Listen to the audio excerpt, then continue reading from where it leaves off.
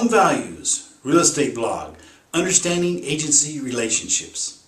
Realtor and Area Specialist Mike and Jennifer Rigley here, bringing you the latest real estate information.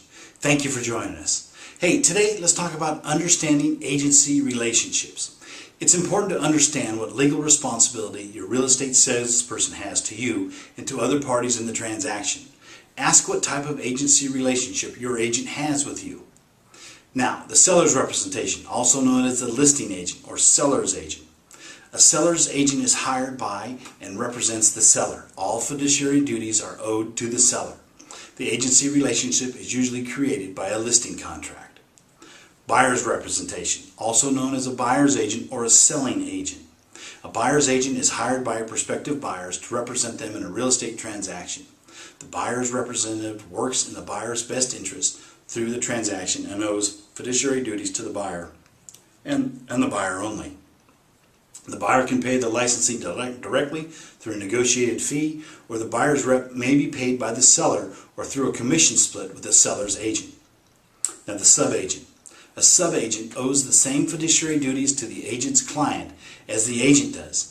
Subagency usually arises when a cooperating sales associate from another brokerage who is not the buyer's agent shows property to a buyer. In such a case, the subagent works with the buyer as a client but owes fiduciary duties to the listing broker and the seller. Although a subagent cannot assist the buyer in any way that would be detrimental to the seller, a buyer-client relationship can expect to be treated honestly by the subagent. It is important that the subagents fully explain their duties to the buyers. Disclose dual agency. Dual agency is a relationship in which the brokerage firm represents both the buyer and the seller in the same real estate transaction. Dual agency relationships do not carry with them all of the traditional fiduciary duties to the clients.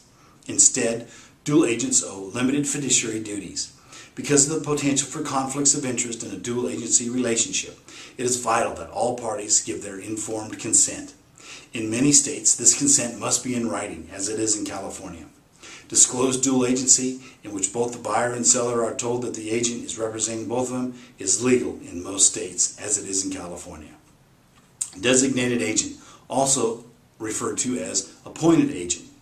This is a brokerage practice that allows the managing brokerage to designate with licensees in the brokerage who will act as an agent of the seller and which will act as the agent of the buyer. Designated agency avoids the problem of creating a dual agency relationships for licensees at the brokerage. The designated agents give their clients full representation with all of the attendant fiduciary duties. The broker still has the responsibility of supervising both groups of licensees, though. Non-agency relationships, called among other things a transaction broker or facilitators. Some states permit a real estate licensee to have a type of non-agency relationship with a client.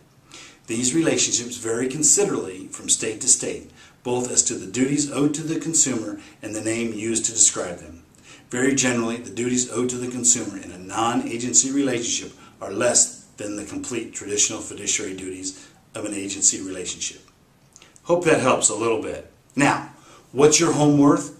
Call us today at 916-396-7487 for a free, no-obligation private consultation, or log on to www.wrigleyrealtygroup.com to find out. Call us today. You'll be glad you did, and we'll look forward to hearing from you. Thanks.